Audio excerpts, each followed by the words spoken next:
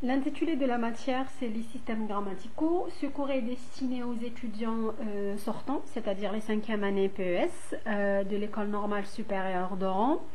Le premier cours, c'est un cours introductif où on va parler de la grammaire d'une manière générale, de son histoire, de son évolution et de quoi elle consiste. Et pour ce, je renvoie les étudiants vers l'ouvrage de Histoire de la grammaire française de Jean-Claude Chevalier dans la collection Que sais-je, où ils peuvent avoir plus d'informations et plus de connaissances concernant le cours d'aujourd'hui, où je vais résumer d'une manière générale les différentes grammaires et l'histoire de la grammaire. Quand on parle de grammaire, on parle de cette étude systématique des éléments qui constituent une langue. Et par extension, on nomme aussi grammaire un manuel ou un ensemble de documents qui décrivent les règles grammaticales d'une langue. La grammaire étudie les règles qui régissent une langue et donnée et permettent de construire un énoncé reconnu comme étant correct. Cette grammaire peut être divisée en deux, une grammaire prescriptive et une grammaire descriptive. Et la différence entre les deux, c'est que cette grammaire prescriptive, elle va procéder par jugement, elle va classer les énoncés comme étant corrects ou incorrects selon un code et selon des règles qu'on appelle des règles ou bien une langue standard, alors que la grammaire descriptive, c'est une grammaire qui va décrire les langues sans pour autant porter des jugements. Et vous pouvez revenir sur ça lorsque vous avez fait Ferdinand de Saussure et ce passage de la grammaire dite normative qui existait avant et le passage à la linguistique de Ferdinand de Saussure qui est beaucoup plus descriptive que prescriptive. Si on va revenir à la grammaire normative est généralement enseignée à l'école primaire et secondaire. Cependant, le terme école de grammaire est un peu historiquement reconnu comme étant une école attachée à une cathédrale ou à un monastère qui enseigne la grammaire latine aux futurs prêtres et moines. Et puis la forme la plus ancienne de cette école de grammaire faisait référence à une école qui enseignait aux élèves comment lire, numériser, interpréter et déclamer des poètes grecs et latins, dont Homère, Vigile et bien d'autres. Ceci ne doit pas être confondu, bien sûr, avec les écoles britanniques modernes de la grammaire. Après cette présentation de la grammaire, je passe maintenant à une présentation d'une discipline qui est distincte de la grammaire, mais qui s'intéresse aussi au même objet d'étude qui est l'étude de la langue. Et donc cette discipline, c'est la philologie. Et puis la philologie avait pour objet l'étude des textes, notamment et beaucoup plus des textes littéraires, des textes anciens, des textes passés dans des langues qui sont mortes ou bien qui ne sont pas accessibles aux lecteurs. Cette discipline est née en Alexandrie au IIIe siècle avant Jésus-Christ et elle est née lorsqu'on s'est aperçu que des mots, des tours et des vers entiers d'Homère sont devenus incompréhensibles pour les Grecs. Donc elle s'est développée surtout à partir de l'humanisme et de la Renaissance pour assurer au mieux la lecture des textes grecs, latins puis hébraïques. Il faut dire que l'objet de la philologie, c'est beaucoup plus un objet scientifique en dépit de ce que Saussure dit et pense. Son objet, c'est beaucoup plus la compréhension d'un texte passé. Toute sa méthode est constituée logiquement à partir de cet objet, c'est-à-dire que la connaissance de la langue, et lorsque je dis connaissance de la langue, je dis la phonologie, la grammaire, la sémantique de cette langue, n'est qu'un moyen et qu'une partie de la recherche du philologue. Et c'est ce qui explique la partialité de Saussure dont tout le programme était de fonder une autre science, comme on a vu, une science où la langue est envisagée en elle-même et pour elle-même. Passons maintenant à la grammaire et puis à la linguistique, parce que tout simplement il y avait ce passage lors de l'avènement de Ferdinand de Saussure, de cette grammaire dite normative à cette linguistique qui est descriptive et puis qui est scientifique. La grammaire était bel et bien l'étude de la structure et du fonctionnement des énoncés d'une langue. Elle fait aussi l'inventaire systématique des types d'unités que construisent ces énoncés. La grammaire représente aussi, dans ses aboutissements, la première ébauche d'une attitude scientifique vraie devant le langage. Et puis Saussure affirme à maintes reprises et plusieurs points dans son cours de linguistique générale, il affirme les points suivants. Donc là, le premier point, c'est que le point de vue des grammairiens est absolument irréprochable. Deuxièmement, que leurs travaux ne montrent clairement qu'ils veulent décrire des états. Troisièmement, que le programme de cette grammaire normative est beaucoup plus strictement synchronique. Quatrièmement, que la base, c'est-à-dire la base de la grammaire classique, est moins critiquable d'un point de vue scientifique que son objet, qui est mieux défini, et qu'il n'est pas pour la linguistique inaugurée par Franz Bopp. Donc cette attitude grammaticale devant le langage, même si le produit quelque part était altéré par la qualité des instruments et des connaissances propres à chaque époque, est au moins aussi ancien que la pensée grecque classique. Elle est d'ailleurs moins vulnérable par ses erreurs ou ses lacunes que par la confusion presque totale qu'elle a toujours encouragée entre deux points de vue différents. Elle croit, dit Saussure, devoir édicter des règles au lieu de constater des faits, ou plus encore, elle mêle l'attitude scientifique avec l'attitude normative, c'est-à-dire l'observation des faits avec la prescription des règles. Donc il est sans doute de préciser que la linguistique ne substitue pas à la grammaire dans sa fonction pédagogique et normative d'une part, et que d'autre part, elle n'a pas la prétention d'annuler purement et simplement tous les résultats auxquels était parvenue la grammaire d'une langue. Sans peut-être un peu, on essaye un peu de les éclairer, de les corriger, de les réorganiser pour les justifier quelque part sur le plan scientifique. Comprennent par exemple le cas de l'adverbe en français. Les grammairiens avaient bien vu sa fonction qui est d'être un déterminant du verbe. Par exemple, marcher très vite. De l'adjectif très beau ou de l'adverbe c'est beaucoup trop tôt. Leur erreur était toujours d'ajouter à cette définition fonctionnelle correcte des définitions sémantiques qui ne sont pas toujours pertinentes ou des définitions formelles contradictoires avec des critères fonctionnels, sous prétexte que par exemple bien et beaucoup ont toujours la même forme. Donc il est périlleux de dire ce sont toujours des adverbes mais qu'ils peuvent fonctionner comme étant des adjectifs ou bien des pronoms.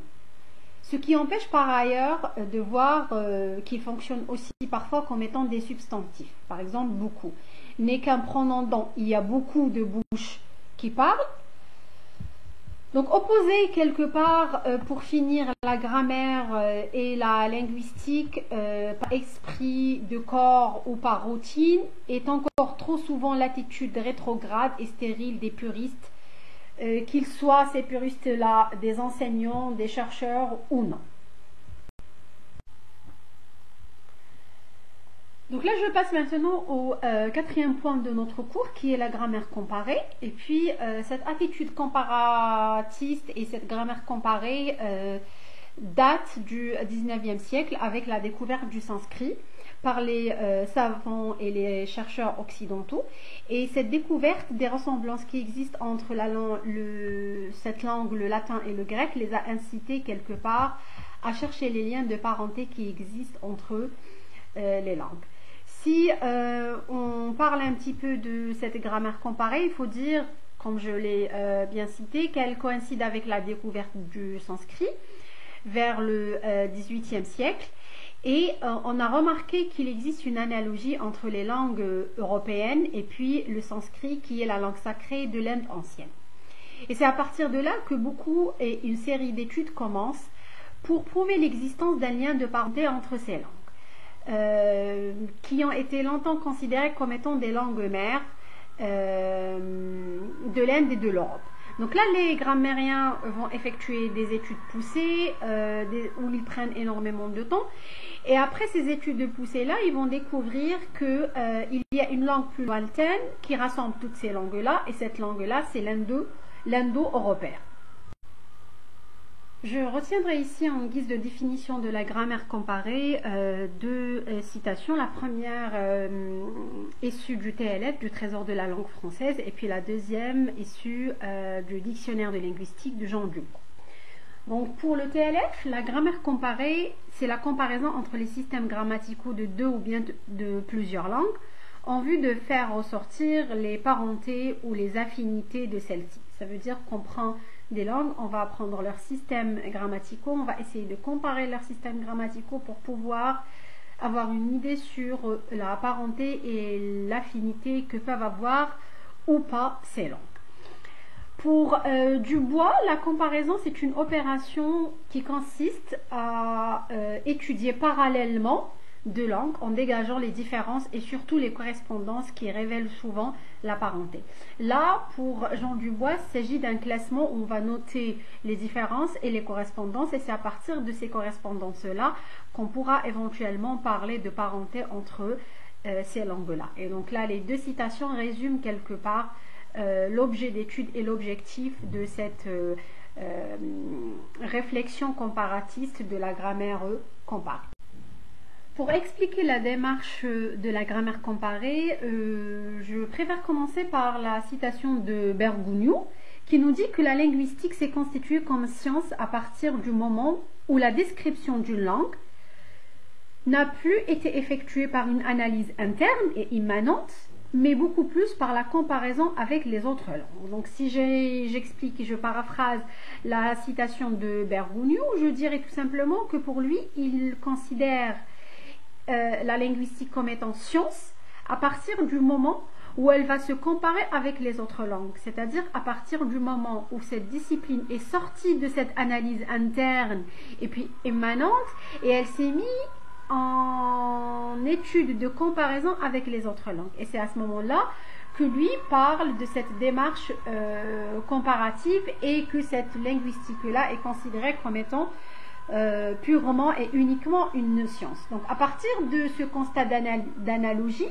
signalé par le rapprochement du sanskrit avec le grec et le latin dans un premier temps, puis le sanskrit avec un grand nombre de langues européennes, qu'elles soient ces langues européennes anciennes ou bien modernes, les premiers comparatistes ont fait l'hypothèse qu'il existe entre ces langues des différentes sortes d'affinités ou bien de parenté, comme on préfère les appeler, et qu'il fallait vérifier ces parentés-là selon les perspectives suivantes. Donc là, la première perspective, c'est que les langues possèdent par héritage des transformations d'une même langue souche, inconnue mais accessible par construction et reconstruction, et qu'il est possible, au moyen de la comparaison de leurs éléments grammaticaux, d'établir des correspondances formelles entre ces langues.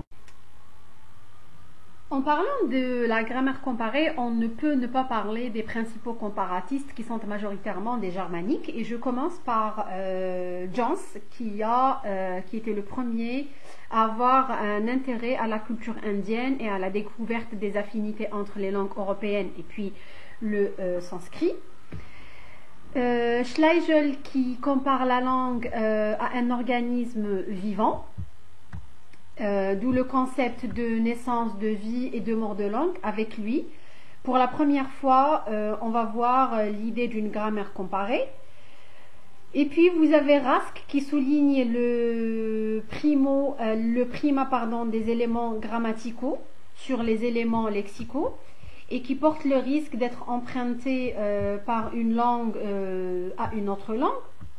Après, vous avez Franz Bopp, que vous connaissez déjà, que vous avez déjà vu en première année, qui est le premier à rédiger une grammaire comparée des langues indo-européennes. Et Schleicher, qui a écrit l'abrégé de la grammaire comparée des langues indo-européennes, qui est une sorte de bilan des connaissances de l'époque et une synthèse du savoir linguistique. Cette œuvre se rend par sa formation initiale. Il a le goût un peu pour le classement et il y a une forme et il a été présenté sous forme d'arbre généalogique. Et je vais finir par Schmitt qui oppose la théorie de l'arbre généalogique à la théorie des ondes. Selon le modèle, les innovations partent d'un point et gagnent des choses toujours plus éloignées. Dans l'objet de la grammaire comparée, je vais m'étaler sur deux points. Donc là, le premier point, c'est l'indo-européen et le deuxième point, c'est la classification des langues. Il faut dire que la grammaire comparée a deux principaux objectifs qui se recouvrent. Le premier est la reconstitution de la langue mère et le second est la classification des langues enfin.